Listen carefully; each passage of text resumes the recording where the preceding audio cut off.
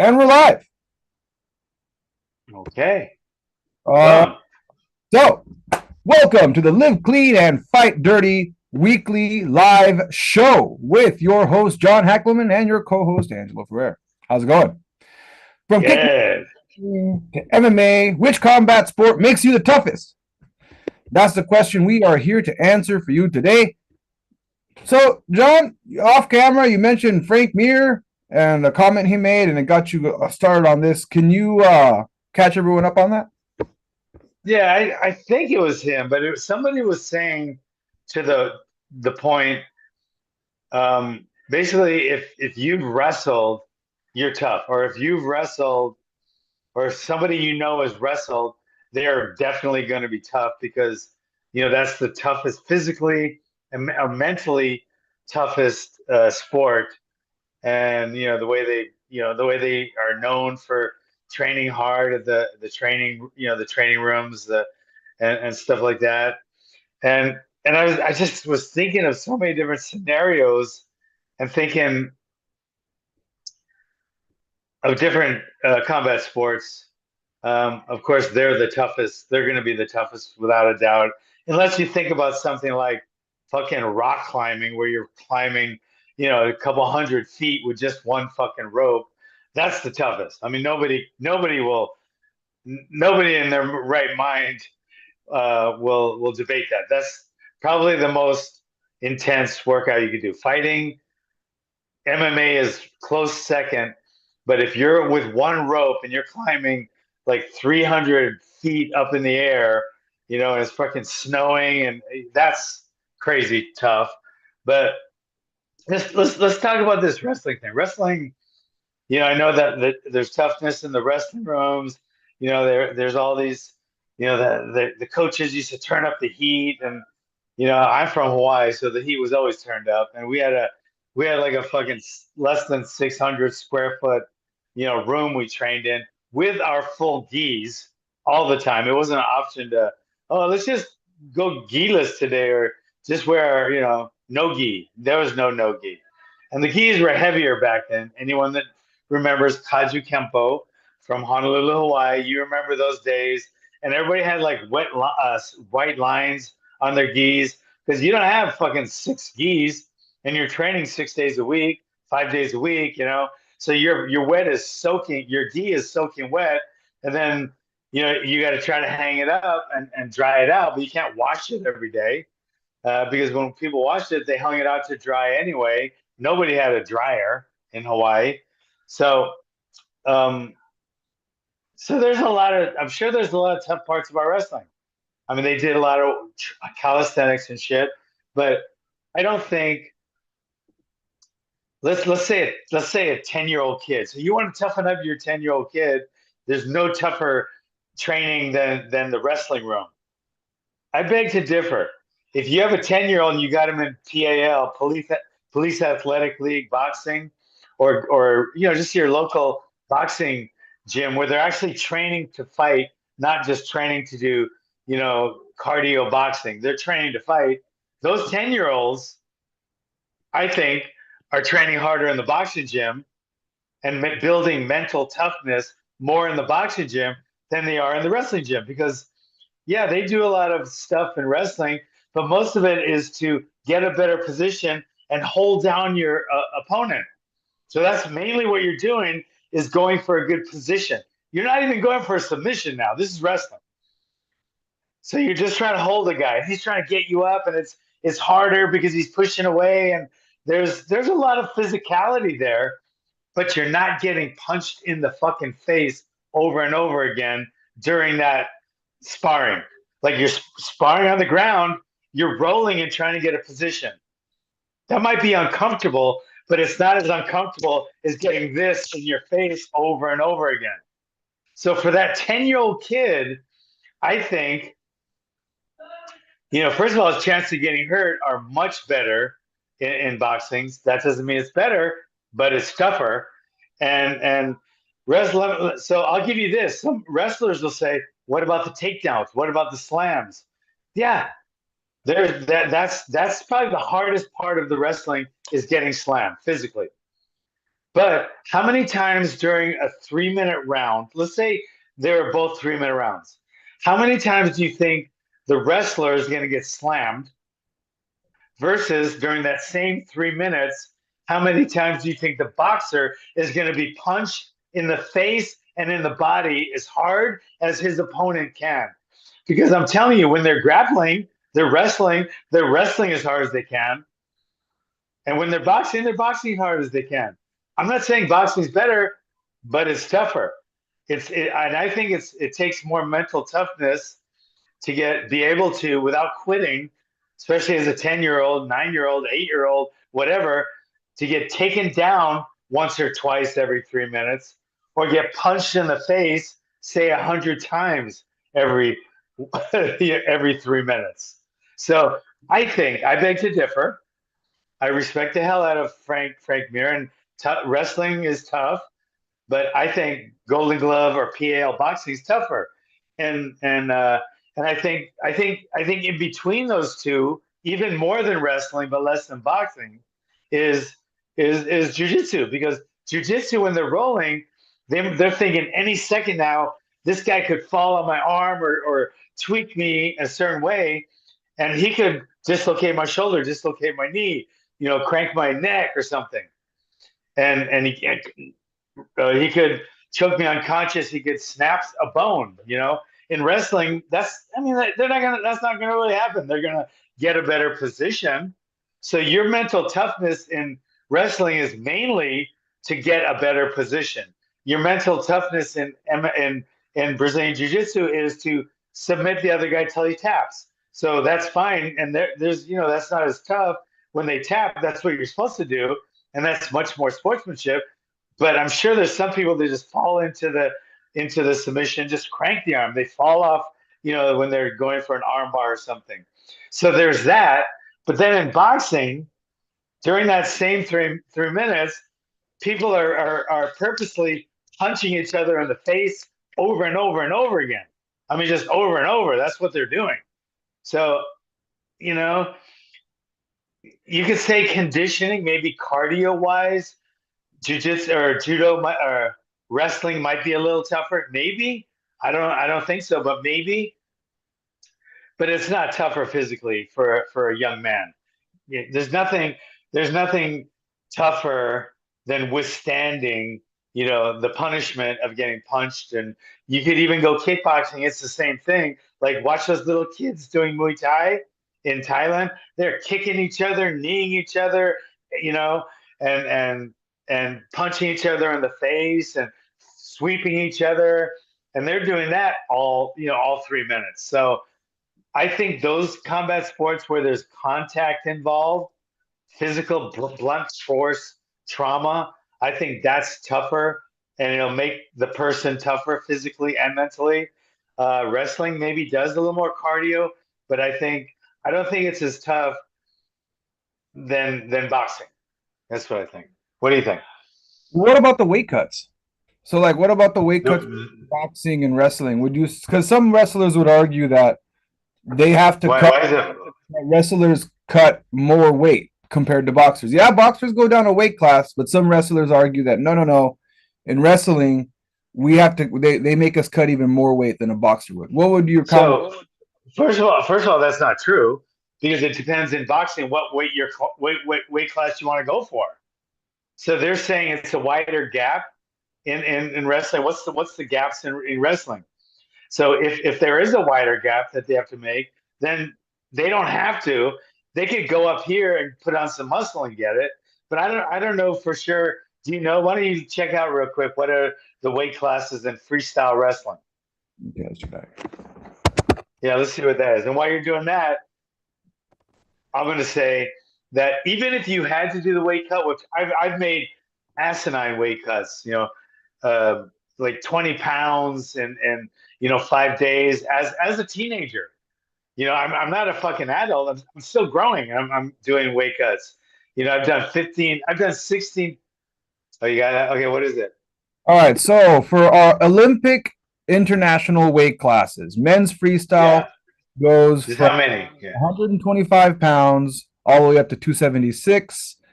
And now they're also classifying a non-Olympic class, insinuating there is a class that's just not Olympic. So Yeah. 105 to So looks to 104 me like there's there. Now, that's not really what what wrestlers are arguing though. What wrestlers are arguing is that their coaches will push them to go down 3 or 4 weight classes. They'll insist on it. that has nothing to do with wrestling. That has to do with poor coaches. My coach once made me take X a laxative, not X-Lax, but a magnesium sulfite the night before the weigh-in because he wanted me to drop another 8 pounds at 14 years old. So it's not the sport. It's the poor management and the poor coaching because that's gonna hurt somebody. So I don't think it's that makes you tougher. It makes you stupider if you do it. You know what I mean? I mean, why would you fucking do that? I mean, just like I was stupid when I was 14, but if there's parents involved, I think there'd be a little more, you know what? I don't want to risk my kid's health just to make a little lower weight class. So I'll just go to the one up here. So it looked like there's about the same amount of boxing weight classes and wrestling. I saw a bunch of them. So there's no more weight cuts. I mean, boxers cut weight just as much as wrestlers, maybe not jujitsu. I don't know what the weight class is there, but there's no difference in the weight cuts. It's just I think you see it more because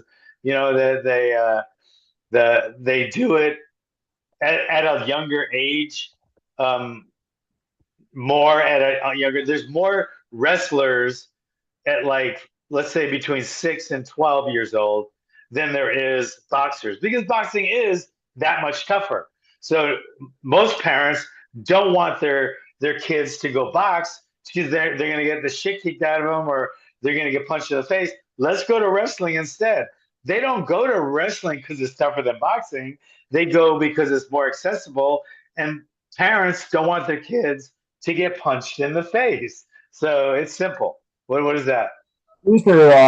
For Brazilian Jiu Jitsu, our IBJJF standards for gi are 53 kilo, 117.9 pounds for rooster, and then it goes up into open class. Here's another thing that happens What is the average? What is the average in between each weight class? Like UFC is 15 pounds, in boxing is like 6 pounds.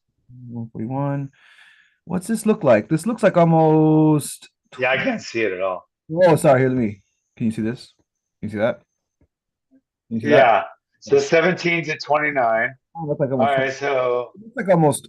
It looks like almost about 11 pounds per. That's what it's looking for, right? Like about 11 pounds per yeah. class, about 11 pounds per class. And here's another weird thing that happens in Brazilian Jiu Jitsu. Um, so the reason they're saying gi and no gi, they weigh you with the gi. So like for you to make this weight, you actually have to go under that weight to be able to make the weight. They say 117 Yeah. pounds. They're weighing you while you're wearing a gi that weighs about anywhere between 3 and 5 pounds. So Um, there's more weight cutting in jiu-jitsu than boxing and wrestling, it looks like. yeah, because they make you go. They say So, this, but you actually have to go under that weight to make it. So yeah. where things get kind of weird for guys. I'm always explaining this to the guys that want to do jujitsu because they're used to doing MMA and no. I'm saying, hey, once you have the gi on, you got to cut even more weight if that's what you're trying. If that's the game you're trying to play. And another weird thing about having some Brazilian jiu-jitsu is this whole they have the open class where they mix them up. They still believe that that the tiny guy can beat the big guy, and they have No, everyone. what they do that just like they hold the belt forever, and there's only like 3 or 4 belts because they want you to be a belt longer because they want you to be more advanced in your weight class or your weight belt when you're doing the like the tournaments and stuff. If they did that in karate tournaments, can you imagine if they just had they had the white belt division, then they had the green belt division, then the brown belt division, then so they had like 4 divisions. No, no. Then it would Let me clarify this. The open class is open weight. In other words, they have the weight classes. They have all their matches between the weight classes. right, And then they also have right, open weight class where everyone in that rank competes against a lightweight to a heavyweight. They start right, right, off where it's kind of even, and this is usually what pans out is all the lighter guys lose, and at the very end you have the heavy right. guys going for the top three. Once in a while, there's an exception to that. But for the most part, that's what happens. And it's still sometimes Right. So, David Goliath in between. I've seen some David Goliath matches in between. And I'm just wondering, like, but why? that all goes to my point in that what they're trying to do is just trying to make as many divisions as they can, including open and let's not forget they get a gold medal just to be in their bracket, not even to win the whole thing. So you can get a gold medal, then another gold medal, and then you lose the next one. So you could not even place in that one. So you might not even place in the overall, but still walk away with 2 or 3 gold medals. The reason they do that isn't because they want to competition better. It's because they want more people to join. Because when they more people have a chance of getting a medal, of course there's more people that are going to join, and that's more money for them. So they want to get as much money as possible. So they do all the crazy weight classes, then they do the open weight class, then they do the gi, no gi, and then they do just those belt classes, right? And then they do each bracket gets its own gold medal. So I mean, you're almost guaranteed to medal if you go into a jiu-jitsu tournament. It's not like going in the Golden Gloves.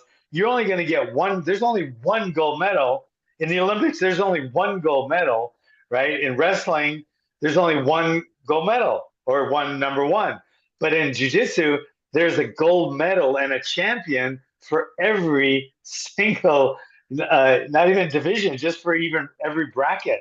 So you get a 3 guys, 4 guys in each bracket, 20 guys overall, and then there's gonna be like 5 gold medalists in that one weight class. Makes no sense, There's, but it does get people in the door.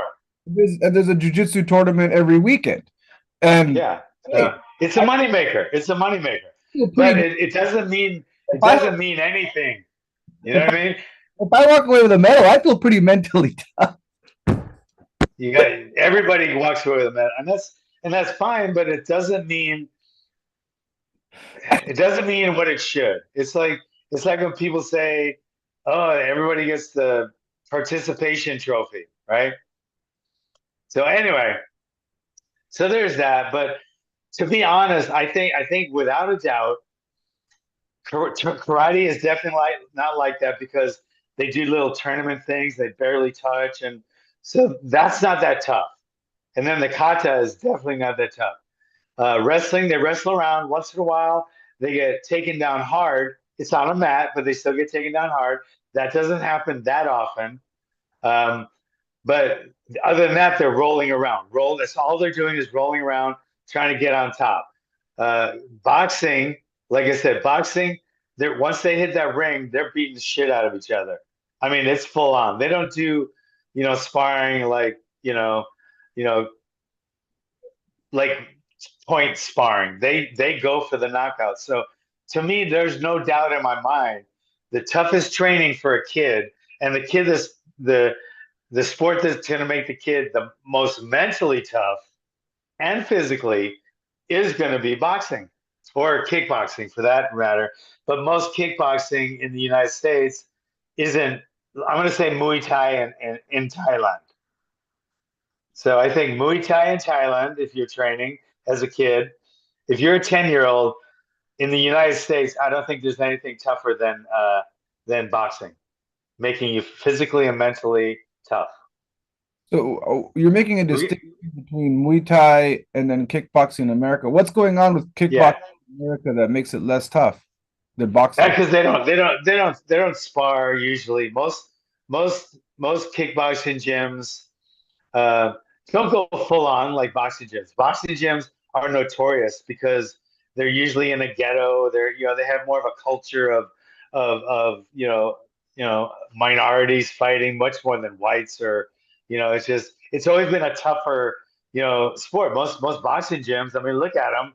Like Kronk Gym, the most famous gyms are in the ghetto. I mean, boxing was like 90% black, and in America, and there's a reason for it, and so that makes it they train harder. And kickboxing, I don't think American kickboxing, I think it's a little more like karate where they don't go at it as much. Whereas in Thailand, from what I've heard, the kids just beat the shit out of each other like the adults. And boxing, they do it just like the adults too. When you're talking about the tournaments, so the kickboxing tournaments in America. No, no, I'm talking about training, just training. Okay. What about the kickboxing tournament? Nothing. I think tournaments are the same. You can go as hard as you want. Okay. So the kickboxing tournaments in But America are still doing knockouts and everything else. yeah, but I don't think they train as tough as boxing gyms with as much physical violence as boxing gyms or and I can't say this for sure. I can say this for sure about boxing gyms, but I'm not that sure about Muay Thai gyms in Thailand. But I've heard they train like the adults then there. Yeah, well, the interesting thing about Muay Thai is when they actually train, they go light. But the exception being that they also compete every month. So, okay, yeah, when they're training, they train light, but they're fighting every month. Even the kids, like you said earlier, even the kids are fighting every Yeah. month. So if a kid's having 300 fights by the time he's So, 15, then he's a lot tougher than the guy that entered some high school wrestling tournaments and they rolled around. So that's still my point. I mean, yes, I think it's still the net gain or the net result makes it tougher and not a better now. I'm not saying better in any way, but definitely a physically tougher athlete. That's all. yeah, they're more mentally tough, and I'm just making that distinction because like some people might be thinking, well, why isn't American kickboxing compared to Muay Thai? And just to make that distinction, in American kickboxing, you can go there, you can show up, like you said earlier, it's probably in a nicer neighborhood, and you can train, you can hit the mitts. You're not going to have to fight anyone full contact within a month of joining. And how many American kickboxing gyms do they even have? I don't know anywhere they train kids and anywhere around me. I know some boxing gyms. I know some MMA gyms, but kickboxing's kind of going to be done at MMA gyms now as kind of either an upgrade or a side dish. You know what I mean? Yeah. Because kickboxing is kind of a lost. It's kind of a lost sport here in the United States. It's nowhere. It's not nearly as popular as it was before MMA. So you still have now you have the two extremes, MMA and then boxing. But then you have the grappling sports. Is going to be wrestling and jujitsu, and I just don't think those guys. I don't think they don't get as mentally tough. They get more mentally tough than not doing it, and probably any other sport. But I don't think either of those grappling sports get as mentally tough as someone that's been going to a boxing gym from the time he's 8 years old till an adult. That's all. All right. So We as got far any comments on that? so far, no comments. Everyone's just listening. What? Listening to you talk. If you Okay. have questions or comments, you're more than welcome to ask or I even mean, share what you think. and I'm gonna start putting up more. I want to talk to you about too. I want to put up more. I'm gonna start putting up more YouTube content. Like I put one up today. I'm gonna start putting more up because after this Instagram thing really fucking pissed me off. I can't, the fact they just took me right off Instagram, and so I got to get out more. I'm gonna do more. I'm gonna do more TikTok, which I don't know anything about it, so I'm trying to put stuff up on it, and then I'm gonna put more stuff on YouTube, and then my Twitter and my Facebook. So, for those of you who might have just joined us, this is the Live Clean and Fight Dirty show. We're covering which combat sport makes you mentally tough or the toughest. If you have any questions, ask us. But I think no one's asking questions, so we're getting close to our wrap up. So that being said, Yeah. we are looking at making more content and putting it out on YouTube, and keep an eye out for that. Also, there are open spots available if you would like to train at thepit.tv. You could jump in there and you could order a class for less than a cup of coffee, see if you like it, and or join, and you can work your way all the way from white belt all the way to black belt. And it's an online course, so check it out. We say cup of coffee. That's a little misleading, but let's say 2 cups of coffee one day with a date. It's less than that, Hmm. or it's less than your and one cup of coffee. Only one cup of coffee. I'm going to say per month. If you go once a week, it's less than a month's worth of coffee, and this is for every single day. There it is. There's some value there. So that's it. So Uh, that's it. every Wednesday at 4:30 p.m. We'll catch you all next time. All right, bro.